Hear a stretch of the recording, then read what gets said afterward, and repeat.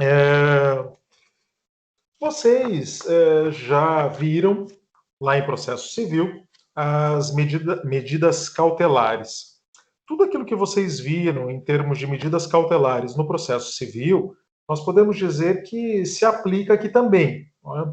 A questão do fumus boniuris, do periculum in mora, tudo aquilo é aplicável em certa medida ao processo penal também.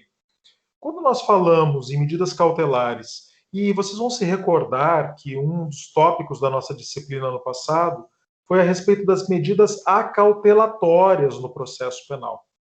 E naquele momento, quando nós falávamos das medidas acautelatórias, eu já fiz uma divisão. Eu disse, olha, as medidas acautelatórias, elas compõem o processo cautelar no processo penal. Mas as medidas acautelatórias, elas acabaram sendo classificadas dentro do CPP de 1941 como medidas cautelares que incidem sobre o patrimônio, sobre coisas. E para quê?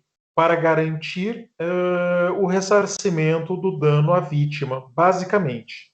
Então, naquele momento, nós falávamos em sequestro, nós falávamos em arresto, nós falávamos a respeito da hipoteca legal, ou seja, todas as medidas que estão previstas no Código de Processo Penal para acautelar uma situação patrimonial, para acautelar a restituição dos valores à vítima, ao ofendido, ou quem sofreu o prejuízo efetivamente dentro do processo penal em virtude de um crime.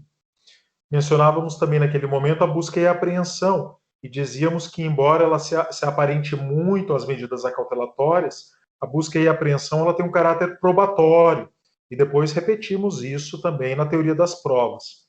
Hoje, falando especificamente das medidas cautelares no processo penal, nós não vamos trabalhar, portanto, com aquelas medidas cautelares que incidem sobre coisas.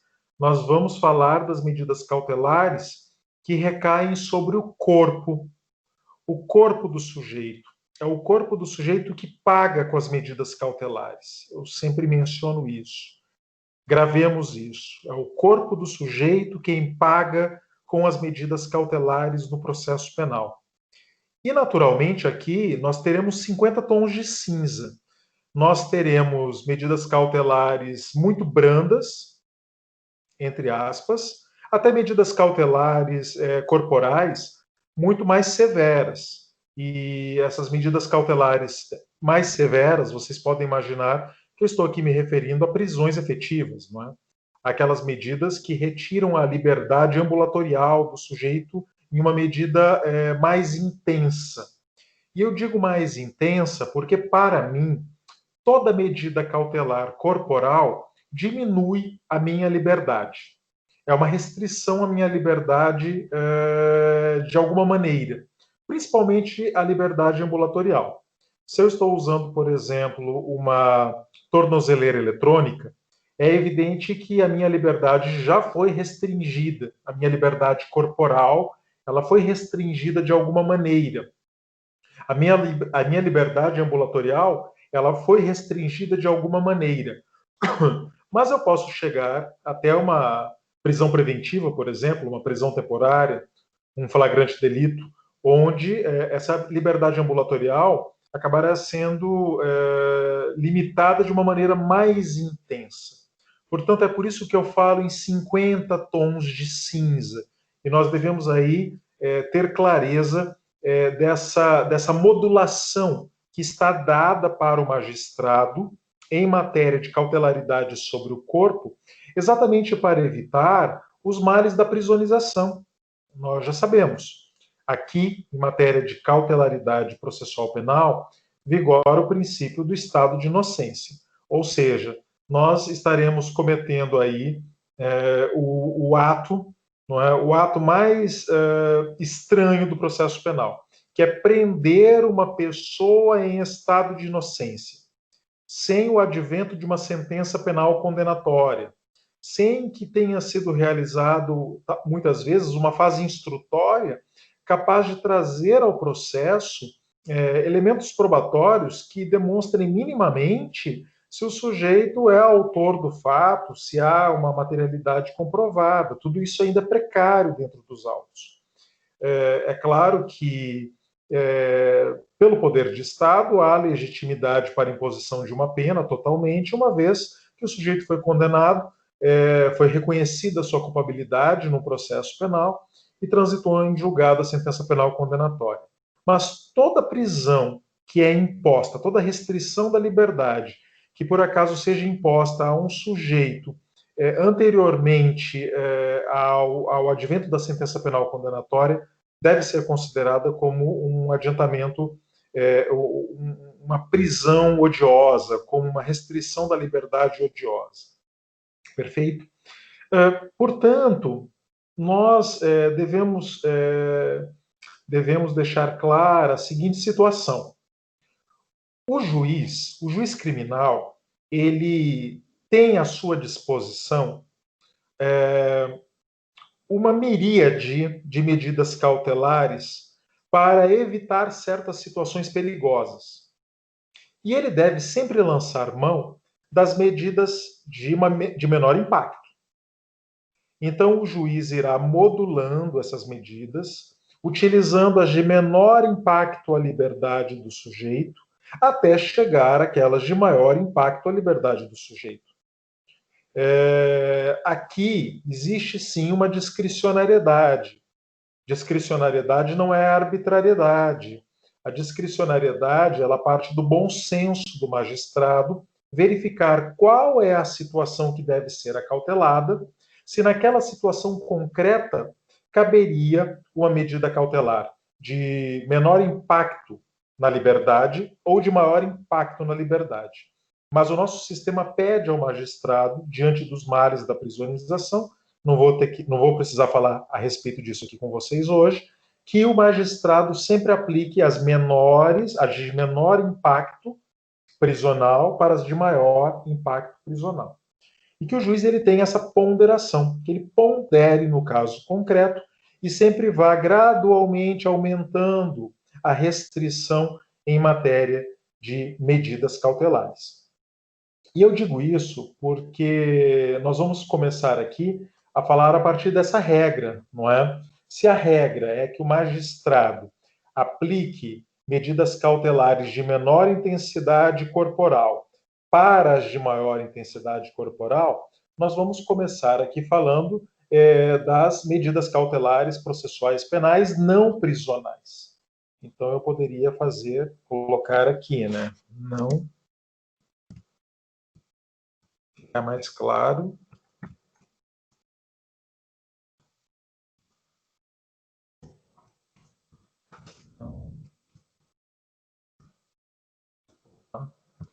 Prisionais, ou prisionais, como alguns preferem.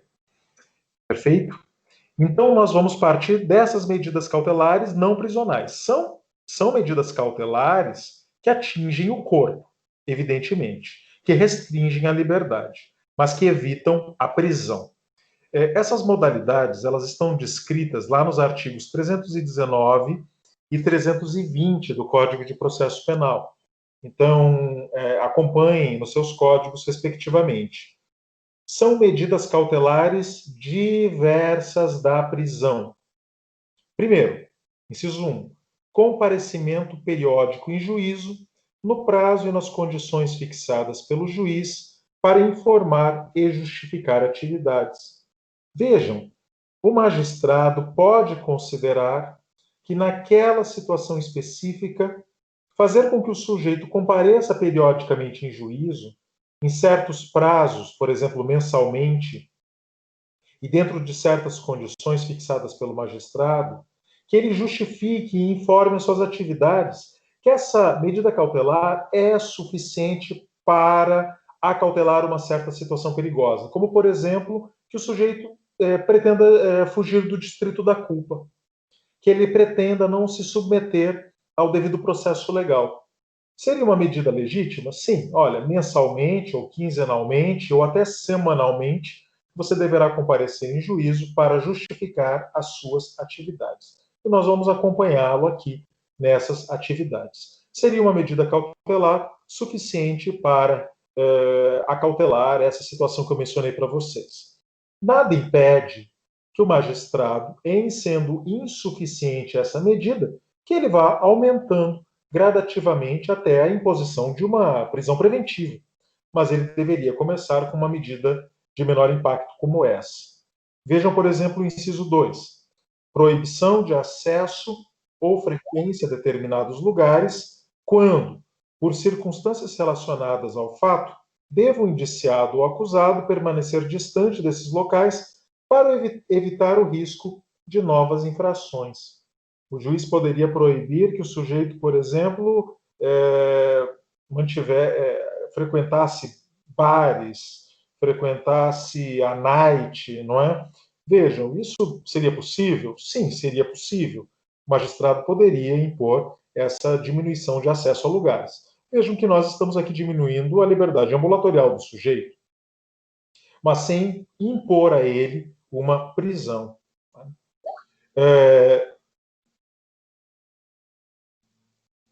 Isso, eu estou lendo, eu estou aqui com o código em mãos, estou fazendo a leitura, não é, para vocês aqui do artigo 319, acompanhem aí. Né?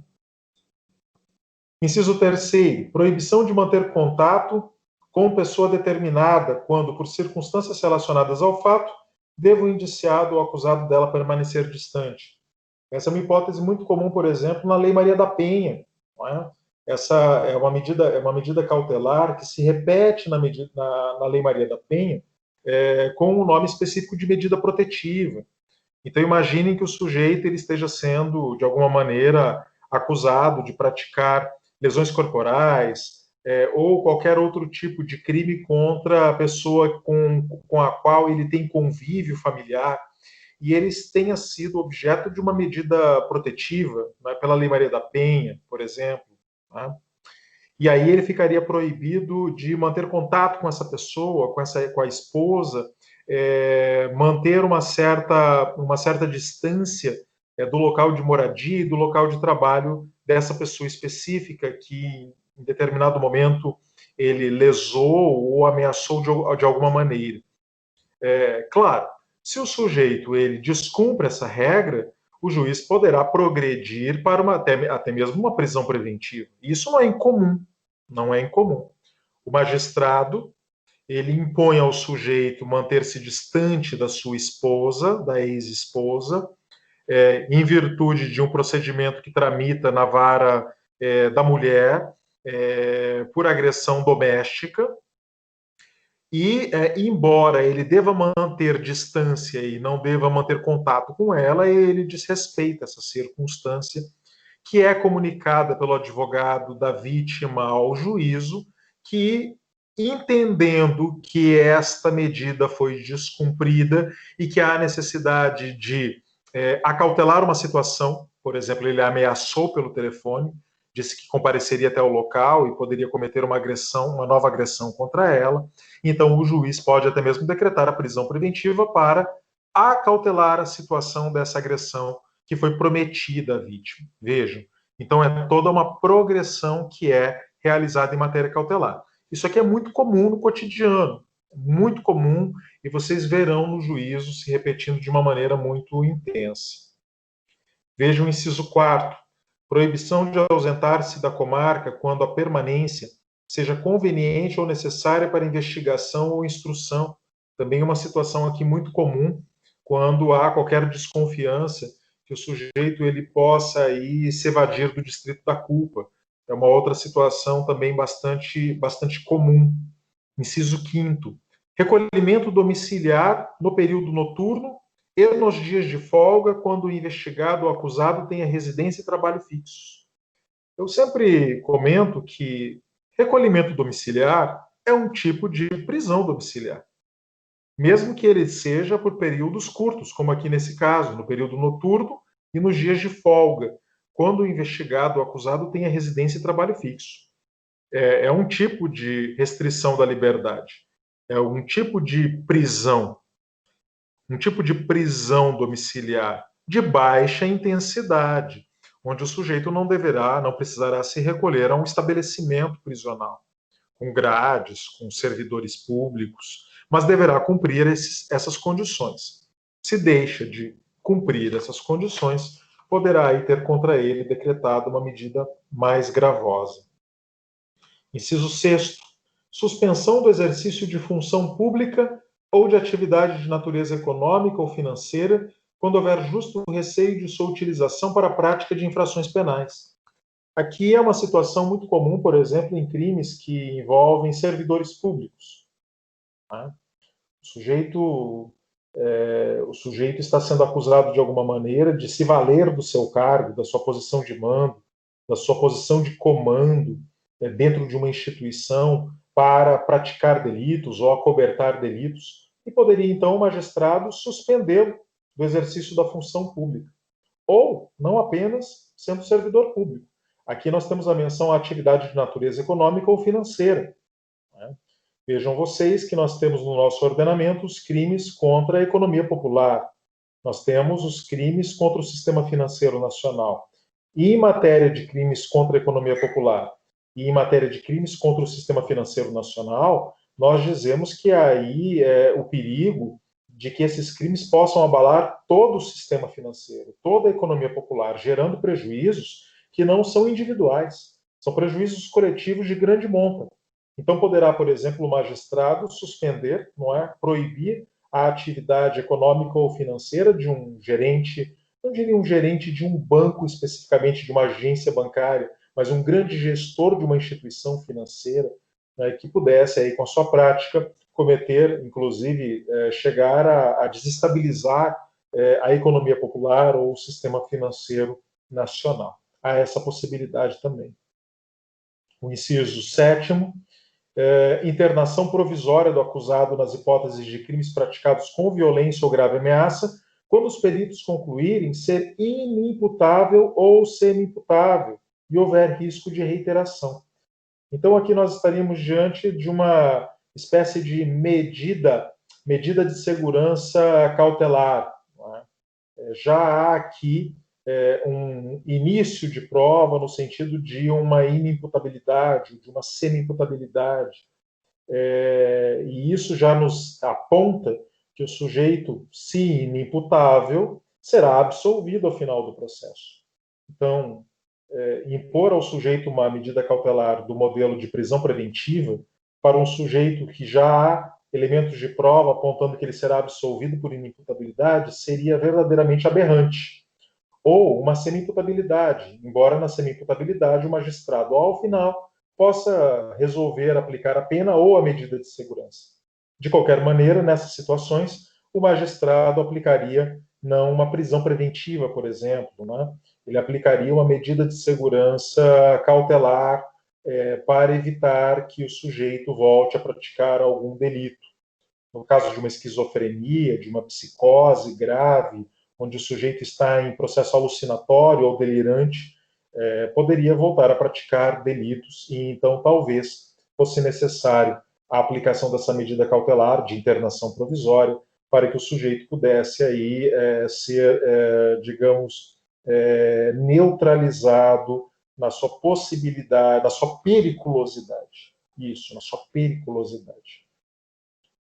O inciso 8º, a fiança nas infrações que admitem para assegurar o comparecimento a atos do processo, evitar a obstrução do seu andamento ou em caso de resistência injustificada à ordem judicial.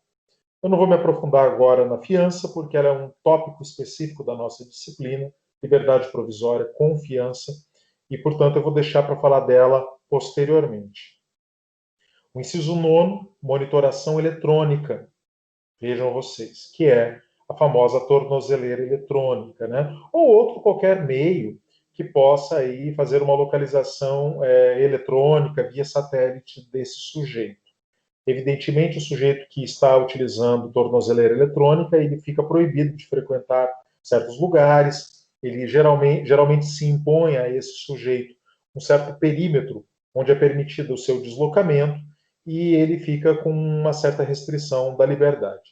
Se ele descumpre essa restrição, esse perímetro, o satélite acusa o descumprimento e ele poderá ter, inclusive, aí revogada a possibilidade da utilização da monitoração eletrônica e voltar aí a ter contra si aplicada uma medida cautelar mais gravosa, como é o caso de uma prisão.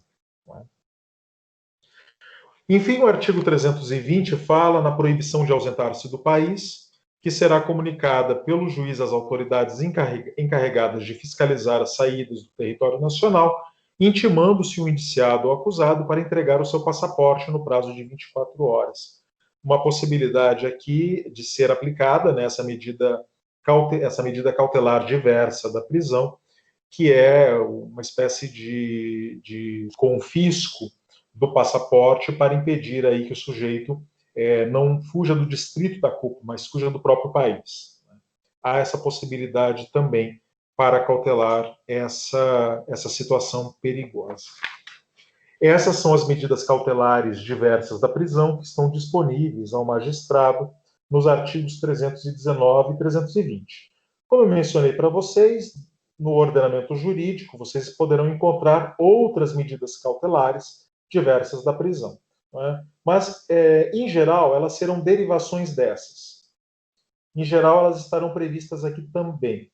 Então, vocês sempre recorram ao Código de Processo Penal para fazer essa verificação de possibilidade, sempre tentando fugir das medidas cautelares mais gravosas. Agora, evidentemente, se essas medidas cautelares elas foram aplicadas e não surtiram efeito, ou se o magistrado, dentro da sua discricionariedade regrada, ele considerou que naquele caso concreto, diante das provas carreadas aos autos, essas medidas cautelares diversas da prisão não seriam suficientes, então o juiz poderá partir para uma decretação de uma prisão preventiva, de uma prisão temporária, conforme nós falaremos aqui na sequência. Então, eu gostaria já de começar com vocês falando de prisões cautelares. E agora nós vamos começar a falar aqui daquelas medidas cautelares que afetam o corpo de maneira mais intensa, mencionando desde o início da nossa aula. Bom, para falar de prisões cautelares, eu devo começar mencionando a própria Constituição, porque, como vocês sabem, a nossa Constituição ela surge em 1988, como resposta do nosso processo de redemocratização do país, não é? Um período que nós tivemos aí de 20 anos de ditadura militar, onde diversos direitos fundamentais foram suspensos, onde várias arbitrariedades foram cometidas, e, portanto, a nossa Constituição ela foi muito intensa em regulamentação em matéria de prisões cautelares. O artigo 5º da Constituição, ele regulamenta de maneira bastante intensa. E é a partir dali que nós devemos iniciar o estudo das prisões cautelares. Como vocês podem visualizar, eu coloco aqui como previsão constitucional das prisões cautelares o artigo 5º, 61 da Constituição de 88, que diz: ninguém será preso, senão em flagrante delito ou por ordem escrita e fundamentada da autoridade judiciária competente, salvo nos casos de transgressão militar ou crime propriamente militar definidos em lei. A transgressão militar e o crime propriamente militar definidos em lei não nos interessam aqui em processo penal, não são matéria de processo penal, do nosso processo penal, são matéria de processo penal militar. Então, deixemos de lado essa matéria. O que nos interessa aqui é que a Constituição ela está dizendo claramente que existem no Brasil apenas duas, eu repito, apenas duas modalidades de prisões cautelares. Não são 3, não são 4. Existem apenas duas modalidades: o flagrante delito e a ordem escrita e fundamentada de autoridade judiciária competente. Vejam, essa é a primeira e mais importante regra. Lá na época da ditadura militar, não era incomum que um sujeito fosse parado pela polícia, fosse colocado dentro de um camburão, na famosa prisão para averiguações. Então, o sujeito não estava em flagrante delito, não estava praticando uma infração penal, também não havia contra ele um mandado judicial, mas a polícia desconfiava do sujeito por algum motivo, realizava uma prisão, chamada prisão para averiguação, o levava para uma delegacia, ou simplesmente o deixava dentro de um camburão por horas a fio. O sujeito desaparecia, não era informada a sua família, não era informada uma autoridade competente, quando ele retornava para o convívio dos seus, quando não havia aí um desaparecimento forçado. Essa prisão para averiguações, ela foi considerada uma das maiores aberrações praticadas pela ditadura militar. E, portanto, a nossa Constituição de 88, ela pretendeu deixar muito claro que está proibido no nosso ordenamento prisão para averiguação. A polícia não tem legitimidade para prender alguém senão em flagrante delito ou por ordem fundamentada da autoridade competente. Então, este artigo 5º, inciso 61, bane do nosso ordenamento esse tipo de prisão. Vejam, em primeiro lugar, se nós estamos dizendo que só há duas modalidades de prisão, então nós vamos estudá-las agora. Nós vamos estudar o flagrante delito e vamos estudar a prisão por ordem escrita e fundamentada de autoridade judiciária competente. Esta última se dividirá em prisão preventiva e prisão temporária. Nós falaremos das diferenças entre elas. Mas prisão preventiva e prisão temporária são prisões derivadas de uma ordem escrita e fundamentada da autoridade judiciária competente. Veja. O flagrante delito, não. O flagrante delito é outra coisa. Sempre que eu pensar em matéria de restrição da liberdade do sujeito, eu devo encaixar essa restrição da liberdade aqui, nessa regra. Por exemplo, imaginem vocês o caso da condução coercitiva. Sempre tem uma pergunta maldosa que cai em concurso, do tipo assim: o delegado pode conduzir coercitivamente ex officio uma testemunha à delegacia por falta de comparecimento? Veja, a condução coercitiva, nós precisamos perguntar qual é a sua natureza. A condução coercitiva é uma prisão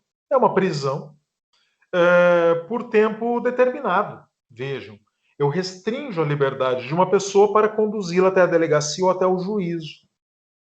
Então, a natureza jurídica profunda de uma condução coercitiva é a de uma prisão.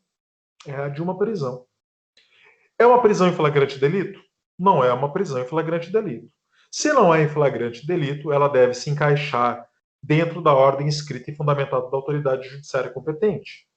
Então, se uma testemunha não comparece perante o delegado para declarar certas situações, o delegado poderá conduzi-la coercitivamente à sua presença para se fazer ouvir, mediante ordem fundamentada da autoridade judiciária competente, porque senão nós estaríamos diante de uma modalidade de prisão de curta, ainda que de curta duração, que não se encaixaria nem no flagrante delito, nem na ordem escrita e fundamentada de autoridade judiciária competente. E isso seria, evidentemente, ilegal. E se é ilegal, cabe habeas corpus para fazer cessar a ilegalidade, cabe a responsabilização do agente público que deu causa a essa prisão ilegal pela lei de abuso de autoridade e também a responsabilização do próprio Estado, objetivamente, pelo dano moral e material ocasionado à vítima dessa situação ilegal. Né? Portanto, tenhamos muita clareza. Né? Eu repito 1000 vezes, sou até cansativo, mas é importante que se diga: só o flagrante delito, só a ordem escrita e fundamentada da autoridade judiciária competente. Fora disso, não se pode permitir no Brasil qualquer tipo de prisão cautelar. Falemos então um pouco, meus caros e minhas caras, a respeito do flagrante delito no ordenamento jurídico brasileiro. Tá? Primeiramente, a pergunta é: quem pode prender em flagrante delito? Quem pode prender em flagrante delito? O artigo 301 do Código de Processo Penal, ele diz que qualquer do povo poderá. Poderá. E as autoridades públicas deverão. Vejam, na primeira hipótese, uma faculdade. Na segunda hipótese, um dever. Não é? Prender aquele que esteja em flagrante delito. Perfeito? Então, vocês, qualquer do povo, poderão prender alguém que esteja praticando uma infração penal. Não é aquela situação que nós, digamos, que a gente diga para vocês saírem por aí prendendo as pessoas em flagrante delito. Isso é perigoso. É perigoso. Bastante perigoso. Para a própria polícia, uma prisão em flagrante delito sempre é uma situação perigosa. Mas, teoricamente, o Código de Processo Penal permite que qualquer do povo realize uma prisão em flagrante delito. Ah, professor, e se surge um erro? Poderá surgir? Claro, poderá surgir. O sujeito, qualquer do povo, até mesmo a polícia, pode ter aí a percepção falsa, induzida por qualquer motivo, de que o sujeito estivesse praticando algum delito e o prende em flagrante. E aí vocês diriam, poxa, mas foi um erro, o sujeito não estava praticando nenhuma infração penal. Haveria aí como responsabilizar esse qualquer do povo que praticou essa restrição, que deu voz de prisão em flagrante delito para outra pessoa? Eu diria que não. Eu diria que não, porque se há honestidade na voz em prisão, quando o sujeito dá voz de prisão em flagrante delito para outro, se há honestidade, se há uma crença que o sujeito estivesse praticando uma infração, mesmo assim esse sujeito que dá a voz de prisão estaria acobertado aí por um exercício regular de direito, que lhe é definido pelo artigo 301 do Código de Processo Penal. Somente em situação de má-fé é que o sujeito seria devidamente responsabilizado. Né? Antes de falar das hipóteses de cabimento, que estão previstas no 302, eu sempre coloco uma pergunta, não é? Uma pergunta aqui para vocês. Vejam, por que prender alguém em flagrante delito? Por que prender? E faço essa pergunta porque já adianto para vocês que o fim de todo flagrante delito deve ser a liberdade. Deve ser a liberdade. A própria Constituição da República, nós vamos falar disso na sequência, a própria Constituição da República, ela disse que o fim do flagrante delito deve ser a liberdade provisória com ou sem fiança. Vejam. Então eu devo ter em mente que se prende uma pessoa em flagrante delito não para deixá-la presa. Se prende uma pessoa em flagrante delito para soltá-la, a não ser que haja motivo para a decretação de uma prisão preventiva. Mas o flagrante delito é uma prisão que está destinada a ser extremamente provisória, delimitada no tempo. Eu prendo em flagrante delito porque o flagrante delito é uma medida cautelar. Então a pergunta é: qual situação eu quero acautelar com flagrante delito?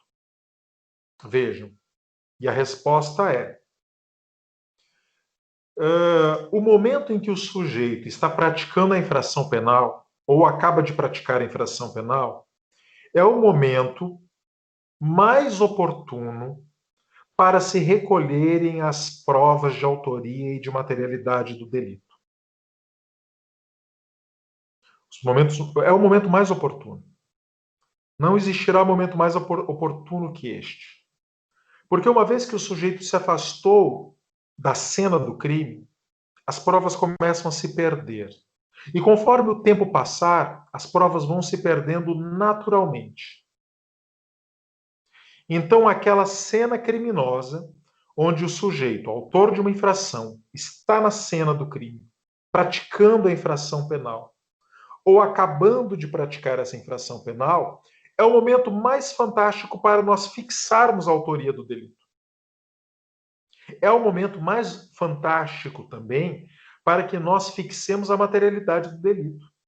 Então eu tenho a autoria, o corpo de delito, eu tenho o conjunto dos elementos sensíveis que permitirão ao Ministério Público oferecer uma denúncia e o juiz, ao final, condenar o réu se ficar comprovada a sua culpabilidade efetivamente. Mas pelo menos a materialidade, a existência do crime e a autoria, elas estarão comprovadas.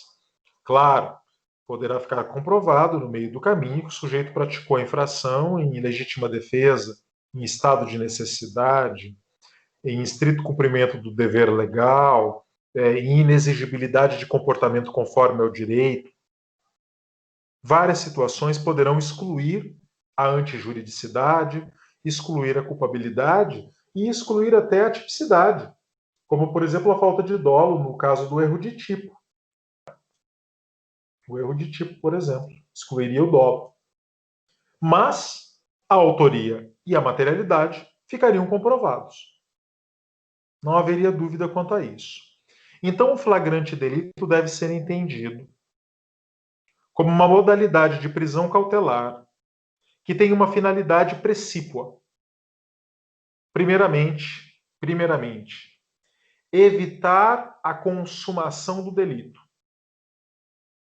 Chegamos no local, o sujeito está praticando o ato, está realizando o iter criminis e eu prendo em flagrante para evitar a consumação. Primeira situação. Segunda situação. Prendo em flagrante delito, embora o crime já esteja consumado, para evitar que o sujeito continue praticando outras infrações penais sequenciadas.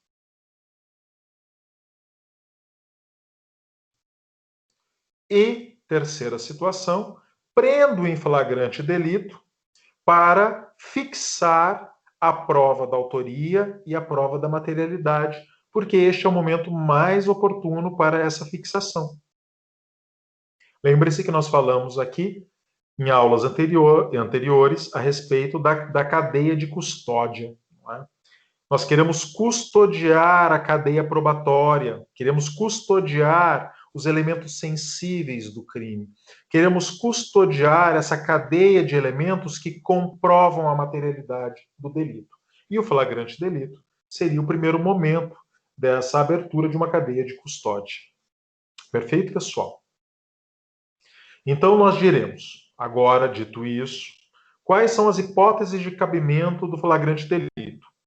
Vejam, nessa matéria, nós devemos recorrer ao artigo 302 do Código de Processo Penal. Acompanhem lá nos códigos de vocês. Considera-se em flagrante delito quem? Inciso 1º, está cometendo a infração penal. Vejam, observem atentamente. Considera-se em flagrante delito quem está cometendo a infração penal. Quem está cometendo a infração penal é aquele sujeito que está praticando o iter criminis, que já iniciou os atos de execução da conduta criminal. E os atos de execução da conduta criminal, eles são aqueles atos que têm potencialidade de lesar efetivamente o bem juridicamente tutelado.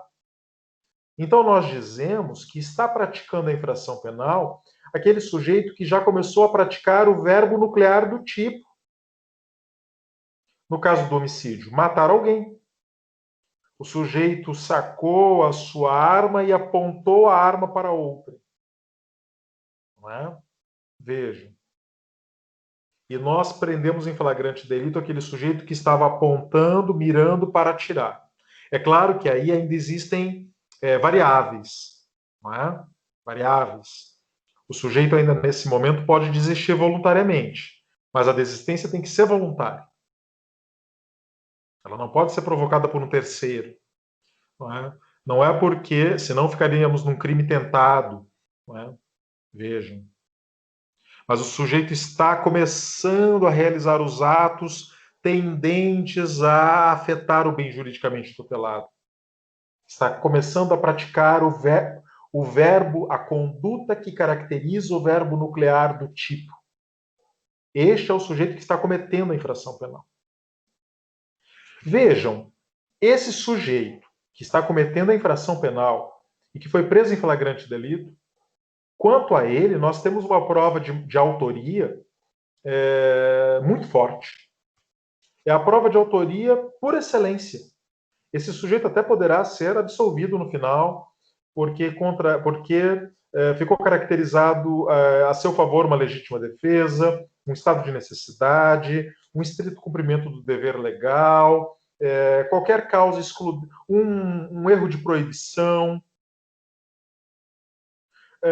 uma inimputabilidade ou semi-imputabilidade, ou seja, qualquer causa excludente de antijuridicidade ou culpabilidade, ou até mesmo de tipicidade. Mas esse sujeito terá muita dificuldade em alegar negativa de autoria, porque afinal de contas ele foi preso em flagrante delito praticando a infração penal. Ele foi surpreendido praticando a infração penal. Várias pessoas do povo ou autoridades públicas viram, presenciaram o momento em que ele realizava o verbo nuclear do tipo. Vejam, portanto, aqui nós diríamos que a prova de autoria é muito forte. Mas nos próximos incisos, nós teremos um distanciamento dessa força. E é assim que nós vamos caracterizar as hipóteses de flagrância delitiva. Vejam, aqui no artigo 301, inciso 1º, nós chamamos essa hipótese de flagrante delito de flagrante delito próprio. Próprio. Porque é o flagrante delito na sua excelência. Na sua excelência. Veja, o sujeito é preso praticando a infração penal. É um flagrante delito clássico. Mas eu tenho também outro flagrante delito chamado próprio no inciso 2, que é o sujeito que acabou de cometer a infração penal. Ele não é surpreendido, na hipótese do inciso 2, praticando o verbo nuclear do tipo. Mas ele acabou de praticar o verbo nuclear do tipo. Mas ele ainda se encontra na cena do crime, na cena imediata do crime. Então o sujeito, ele não está disparando a arma de fogo mais. Eu não posso afirmar que vi o sujeito disparando a arma de fogo, mas eu posso dizer que vi o sujeito, não é, morrendo, tendo os seus últimos sinais vitais, com um outro sujeito sobre o cadáver, segurando a arma do crime, que saía ainda a fumacinha do cano. Vejam. O senhor viu ele disparando a arma de fogo? Não, eu não vi ele disparando a arma de fogo. Mas eu vi a vítima tendo seus últimos sinais vitais, estribuchando no chão, e o sujeito assoprando o cano do revólver.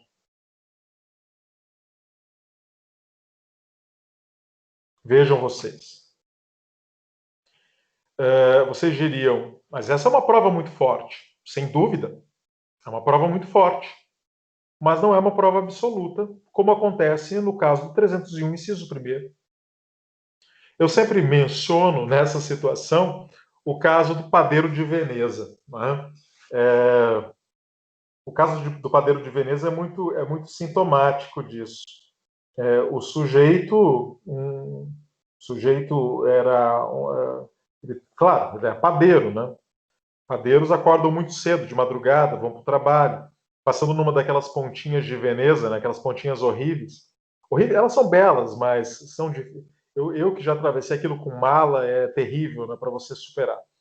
Mas vejam, o sujeito estava indo para o trabalho de madrugada, quando ele encontra um cadáver ainda quente, com uma faca enfiada no seu peito. E o padeiro inventa de furtar a faca. Vejam vocês. Gostou da faca, sei lá, se afeiçoou pela faca, achou a faca bonita. Resolveu furtá-la. Olhou para um lado, olhou para o outro, baixou-se e pegou a faca e começou a desenterrá-la do peito do cadáver, quando as autoridades públicas chegaram nesse momento. E o prenderam em flagrante delito próprio, que no nosso ordenamento jurídico seria caracterizado aqui no inciso 2. Não, acabou de cometer, nós chegamos, ele estava tirando a faca do peito do sujeito.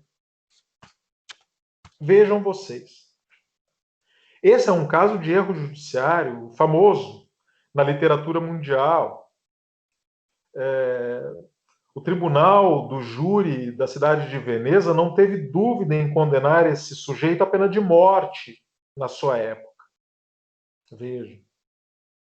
Dizendo que haviam provas cabais de que ele era o assassino, mas não o era. Então percebam que entre o inciso 1 e o inciso 2 houve um enfraquecimento da prova de autoria. No inciso 1, uma prova muito forte. No inciso 2, uma prova muito forte também, mas não tão intensa quanto a do inciso 1. Já houve um certo distanciamento. Ambos são considerados flagrantes próprios no nosso ordenamento. No inciso 3, nós vamos encontrar uma situação um pouco mais distante, que é a seguinte. Considera-se em flagrante delito o sujeito quando ele é perseguido logo após, pela autoridade, pelo ofendido ou por qualquer pessoa, em situação que faça presumir ser autor da infração. Então, esse sujeito aqui, nós chamamos essa hipótese do inciso 3 de quase flagrante. Vejam, essa terminologia já diz tudo. Quase flagrante. Ele quase foi preso praticando a infração ou acabando de praticá-la, mas não foi. Não foi. Quase. Ele foi perseguido numa situação que fez presumir ser ele o autor da infração. Já vi situações muito semelhantes como essa. O sujeito estava passando perto da cena do crime, devia para a polícia alguma coisa em virtude de outra situação, e quando viu a polícia aglomerada naquela situação, fugiu. E a polícia, acreditando que ele era o homicida, perseguiu esse sujeito e o prendeu em flagrante delito de homicídio. É você estar na hora errada, no lugar errado, não é? Vejam, se um sujeito ele se evade do local na cena do crime, a polícia tem o dever de realizar a prisão em flagrante desse sujeito para poder verificar a possibilidade de uma autoria delitiva. Percebam que aqui a prova da autoria ficou mais distante ainda. O sujeito poderá ter sido preso por qualquer outro motivo. Né? Ele poderia estar fugindo e ter sido perseguido por qualquer outro motivo.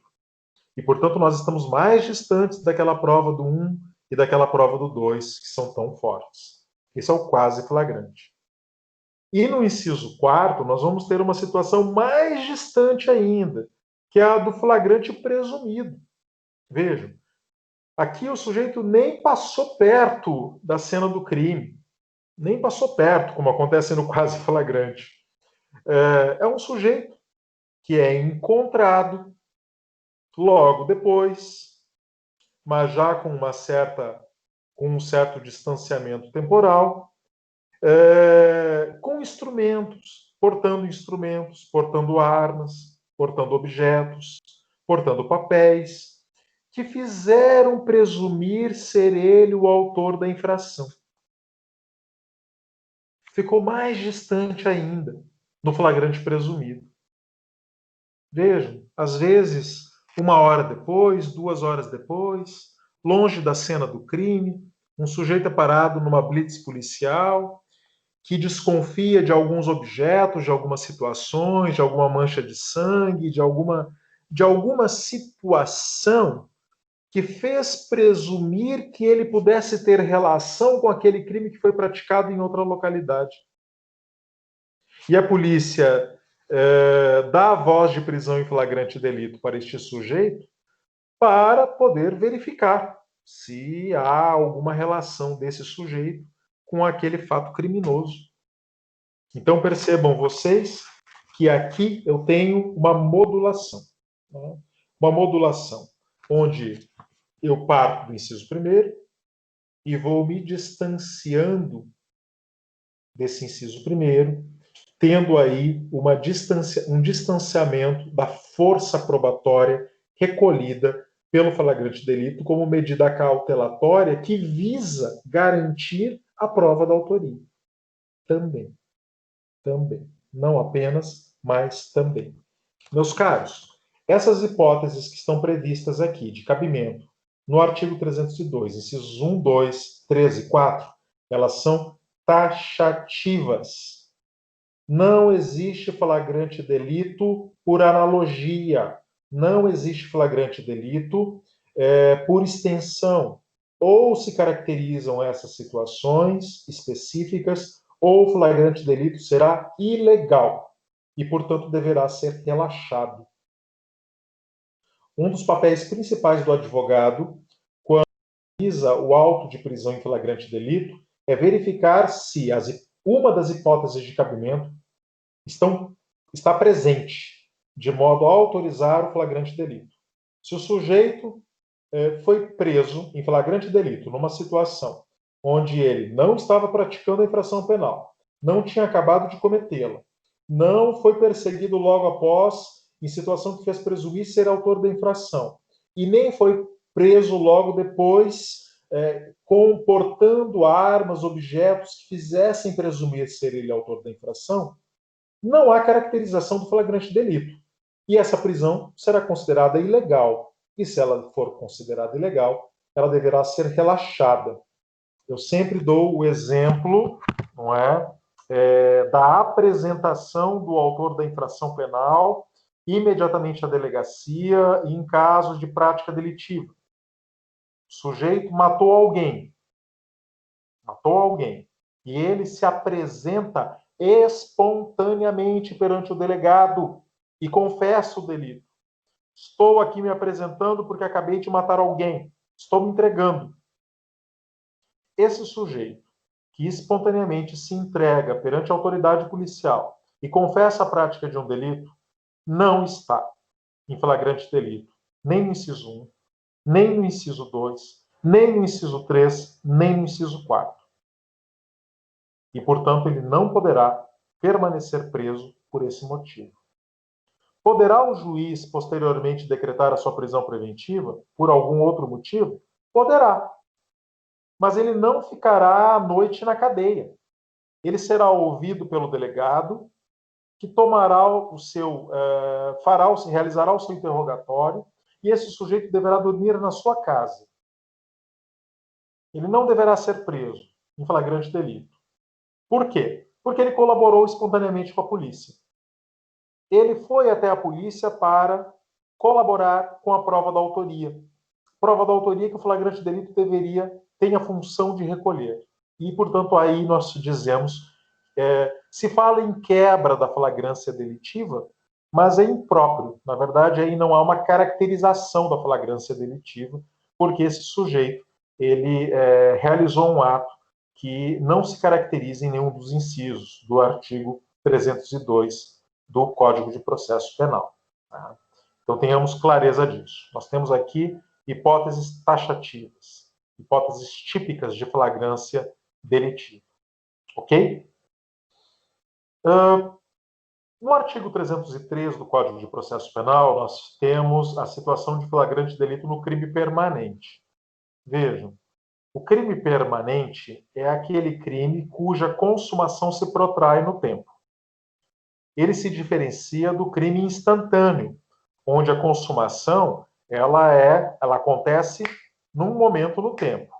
Então eu sempre digo, num crime permanente, eu tenho um momento consumativo. Eu tenho a passagem da vida para a morte em um certo momento no tempo. Muito bem delimitado. Como, vejam, como uma palma. Vejam, é um ato. No crime permanente, eu tenho uma consumação que se protrai no tempo como uma campainha, que eu aperto e seguro. De modo que esse som ele se protraia no tempo. É o caso, por exemplo, do cárcere privado. É o caso, por exemplo, da extorsão mediante sequestro, ou simplesmente do sequestro puro e simples, onde o crime ele se consuma no tempo, onde eu não consigo definir, eu consigo até definir o início e o final, mas durante todo esse período, a restrição da liberdade ficou acontecendo permanentemente, sem cessar. Por evidente, o sujeito poderá ser preso em flagrante delito em qualquer momento dessa cadeia de permanência. Não é? E nós consideraríamos, então, a hipótese do artigo 303 como um flagrante próprio, porque o sujeito está praticando a infração penal. Ele está mantendo o outro em cárcere privado. Ele está mantendo o outro, ele está sequestrando o outro, está restringindo a liberdade do outro. E, portanto, o sujeito seria preso, está sendo preso em flagrância delitiva, no caso do crime permanente. Claro, evidente, se já cessou a permanência, nós poderemos ter caracterizado aí o inciso 2, o inciso 3, o inciso 4, mas não a hipótese, por exemplo, do 301, inciso 1º. Ok? Outra questão muito importante é a condução do preso em flagrante delito e a realização do auto de prisão em flagrante delito. Artigo 304. Meus caros, eu vou tentar resumir aqui de maneira que fique compreensível. Vejam, não confundam a prisão em flagrante delito com o auto de prisão em flagrante delito. São coisas distintas. A prisão em flagrante delito é o ato, é o fato da vida pelo qual um popular ou uma autoridade restringe a liberdade pela prática de uma infração penal. Outra coisa é o auto de prisão em flagrante delito, que é a documentação que o delegado de polícia deverá formular quando esse sujeito chega na delegacia, preso. Veja. Então, eu digo que eu começo a analisar a legalidade da prisão em flagrante delito desde o momento do fato que acontece na rua até o momento da realização do auto de prisão em flagrante delito. Geralmente, quem realiza a prisão em flagrante delito é a polícia militar. Pode ser outra polícia, polícia civil, polícia federal, claro. Mas geralmente, quem realiza a prisão é a polícia militar. Prisão em flagrante delito.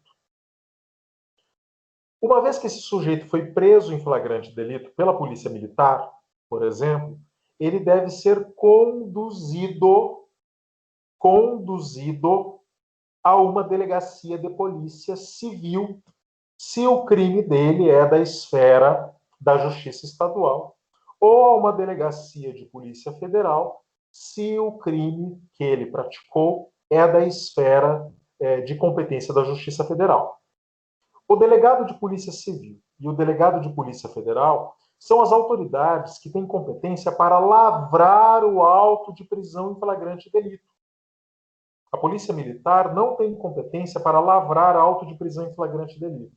Ela pode prender em flagrante, mas quem deve formalizar o auto de prisão em flagrante delito, quem deve lavrar o auto de prisão em flagrante delito, é o delegado de polícia civil ou o delegado de polícia federal. Então, a polícia militar conduz o sujeito até a presença do delegado. É por isso que nós dizemos que o preso em flagrante delito também recebe o nome, a terminologia de conduzido. Essa terminologia é muito específica em processo penal. Quando nós falamos o sujeito foi conduzido, nós estamos dizendo que ele foi preso em flagrante delito e está sendo conduzido pela Polícia Militar à presença da autoridade civil ou federal que deverá lavrar o auto de prisão em flagrante delito. Este delegado recebe o preso e passa a formular o auto de prisão conforme as regras definidas no artigo 304 do CPP. Acompanhe. Apresentado o preso à autoridade competente, esta autoridade ouvirá o condutor. Vejam, deverá, portanto, em primeiro plano, o delegado de polícia tomar o depoimento do condutor, geralmente um policial militar. Vai qualificá-lo, tomará o seu compromisso de dizer a verdade, afinal de contas ele é ouvido como testemunha, não é? E colherá o seu depoimento. Este condutor é o nome daquela pessoa que conduz o conduzido, deverá declarar aquilo que viu e por que prendeu em flagrante delito o sujeito. Acompanhe. A autoridade competente, o delegado, ouvirá o condutor e colherá, desde logo, sua assinatura, entregando a este cópia do termo e recibo de entrega do preso. Se o delegado deixa de colher a assinatura do condutor no seu depoimento, há uma ilegalidade formal, há um erro de forma. E, portanto, esse auto de prisão em flagrante perde a sua integridade formal, a sua capacidade de manter o sujeito preso.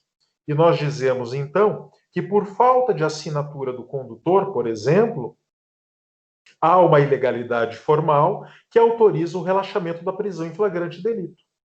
Porque o flagrante será ilegal, tanto porque não se configuram as hipóteses do 301, como porque não foi obedecida uma formalidade essencial prevista na lei para a confecção do auto de prisão em flagrante delito.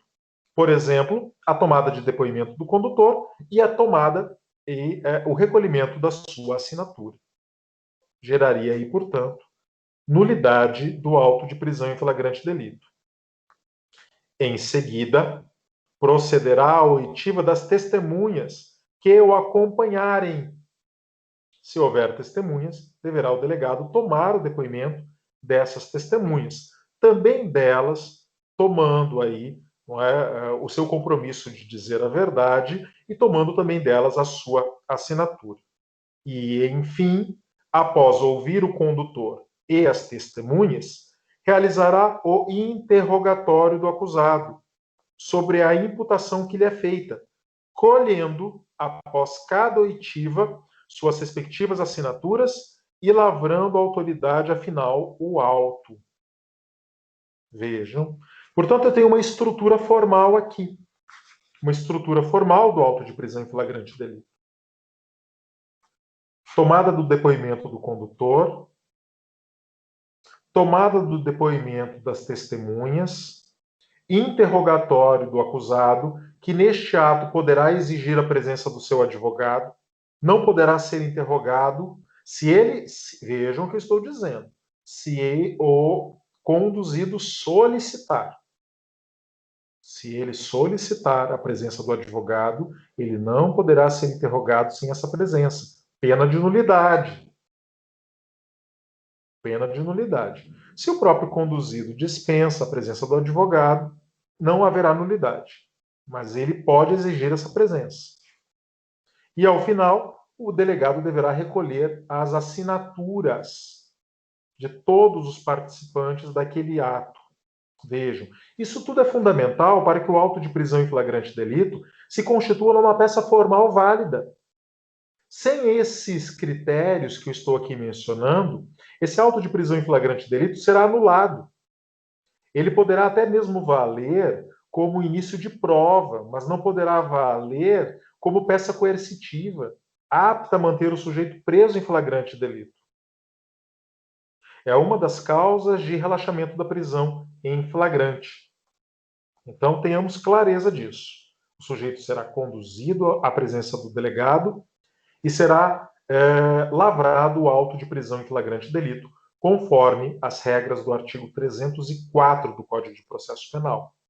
Mas não só, vejam, não é só a formulação do auto, porque o artigo 306, ele nos diz que, vejam lá, a prisão de qualquer pessoa e o local onde se encontre serão comunicados imediatamente ao juiz competente, ao Ministério Público e à família do preso ou à pessoa por ele indicada. Vejam, nós dizemos aqui que o delegado ele deve expedir a nota de culpa. A nota de culpa é o documento formal que o delegado entrega ao conduzido e que explica, em linguagem simples para o conduzido, por que ele está preso. Isso é a nota de culpa. É uma espécie de recibo. Eu te entrego a sua nota de culpa que declara por que você está sendo preso. Está sendo preso pela prática do crime do artigo 121 do Código Penal. Porque foi preso em flagrante delito logo após a prática do delito. Porque foi preso em flagrante delito, perseguido logo após, em situação que fez presumir ser o autor da infração. Essa nota de culpa é entregue ao conduzido. E não só, deverá também o delegado comunicar ao juiz, no prazo de 24 horas, essa prisão. Se o delegado não entrega a nota de culpa para o conduzido e não pega a sua assinatura e não recolhe uma cópia da nota de culpa dentro do inquérito policial, dentro do auto de prisão em flagrante delito, comprovando que tomou a nota de culpa, que entregou a nota de culpa para o conduzido, haverá ilegalidade do auto de prisão em flagrante delito. Se ele não remete o auto de prisão em flagrante delito dentro de 24 horas para o juiz competente tomar conhecimento desse fato, haverá nulidade do auto de prisão em flagrante delito. O auto de prisão em flagrante vai aparecer no juízo de plantão 48 horas depois, quando deveria ter sido entregue dentro de 24 horas. Nulidade do flagrante delito. Vejam vocês. Então, as formalidades. Nós estamos falando aqui de prisão cautelar. Se é uma prisão cautelar, é uma prisão odiosa. E é por isso que o Código de Processo Penal é tão rígido. Qualquer erro formal autoriza a nulificação do auto de prisão em flagrante delito, com o consequente relaxamento dessa prisão. Perfeito? Então, deem uma olhada depois ali no 306 e no seu parágrafo 2º. Desdobramentos possíveis. Vejam vocês. Eu comecei mencionando porque era necessário. Era necessário. E eu disse que o flagrante delito é uma prisão que é feita para que o sujeito seja solto. Não é para que ele fique preso. Veja. E isso por alguns preceitos constitucionais que eu quero voltar a mencionar aqui. Primeiramente, o artigo 5º, inciso 57 da Constituição, que é o estado de inocência. Nunca é demais repetir. O sujeito que foi preso em flagrante delito, ele está em estado de inocência. Por mais que ele tenha sido preso em flagrante próprio. Por mais que a autoridade policial tenha visto ele praticando o verbo nuclear do tipo, ele ainda está em estado de inocência. Ele tem o direito a se defender, ele tem o direito ao contraditório, ele tem o direito a tentar demonstrar que não praticou um crime porque estava acobertado por uma causa excludente de antijuridicidade ou de culpabilidade. Então, essa prisão em flagrante delito, ela deve obedecer a este princípio, o estado de inocência. Cumpridas as funções do flagrante delito, que eu mencionei agora há pouco, a prisão ela deve ser, ela deve acabar. Eu não vou usar aqui uma palavra técnica por enquanto. Ela deve terminar.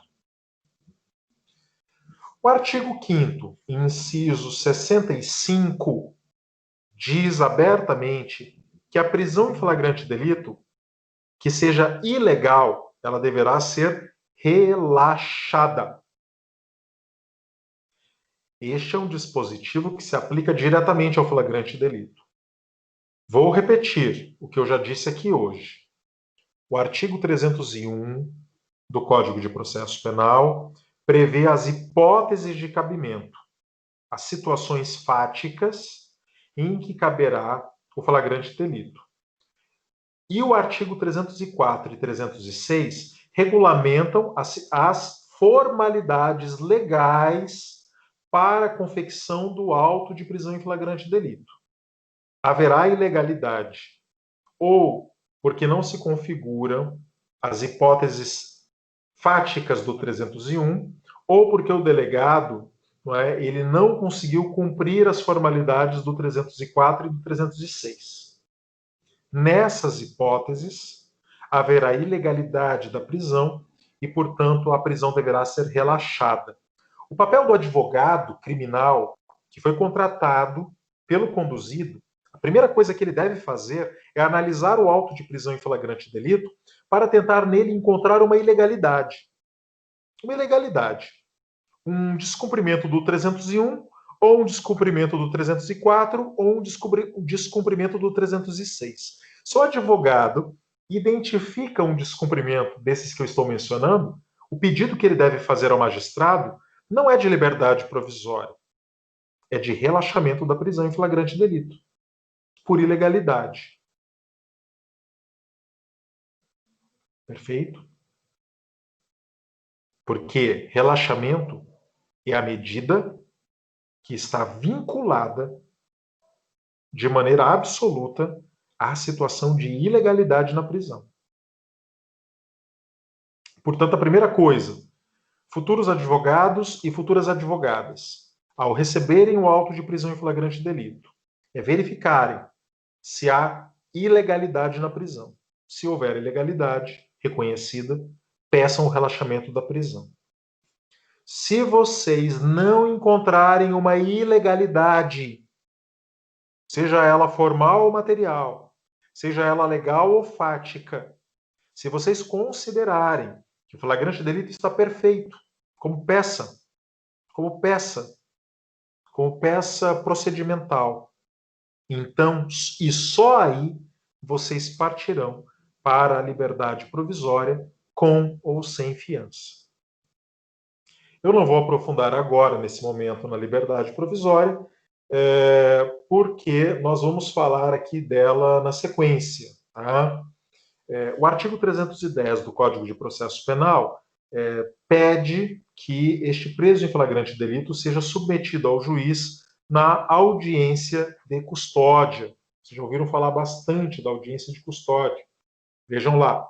Após receber o auto de prisão em flagrante, no prazo máximo de até 24 horas, após a realização da prisão, o juiz deverá promover a audiência de custódia com a presença do acusado, seu advogado constituído ou membro da Defensoria Pública e o membro do MP. E nessa audiência, o juiz deverá fundamentadamente, primeiro, relaxar a prisão ilegal.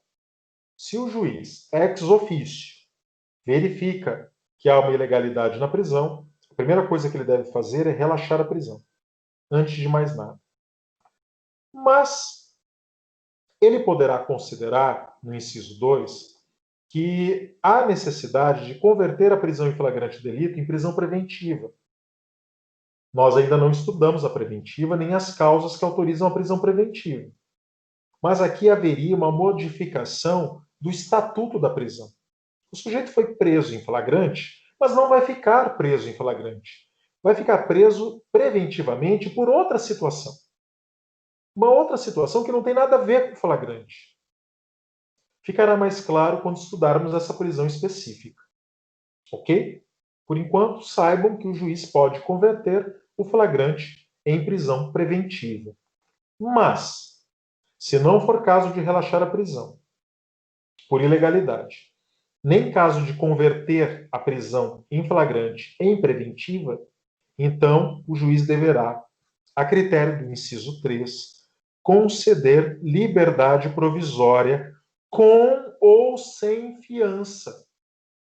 Com ou sem fiança. nós veremos que a afiançabilidade é a regra do nosso ordenamento jurídico. No nosso ordenamento jurídico, salvo as proibições, as inafiançabilidades, todos os crimes são afiançáveis. O sujeito pode obter uma liberdade provisória pagando fiança. Mas ele pode obter uma liberdade provisória sem fiança também. Também. E nós veremos as hipóteses onde cabe liberdade provisória sem fiança. Perfeito? Portanto, meus caros, eu gostaria que ficasse muito claro isso aqui para vocês. Não é? O sujeito foi preso em flagrante delito, foram recolhidas as provas de autoria e de materialidade, foi bloqueada a prática do delito, a regra é que o sujeito seja posto em liberdade. Seja pelo relaxamento da prisão, seja pela liberdade provisória com ou sem fiança. Isso tudo será realizado na audiência de custódia. Mas a exceção, a hipótese de exceção é apenas a possibilidade que eu mencionei para vocês do inciso 2 do 310, que é a possibilidade do magistrado converter o flagrante delito em prisão preventiva se estiverem presentes as causas que autorizam a decretação de uma prisão preventiva. Perfeito? Portanto, ou converte em preventiva ou concede a liberdade para esse sujeito pelas possibilidades que eu acabei de mencionar e que estão descritas tanto na Constituição brasileira quanto também no nosso Código de Processo Penal.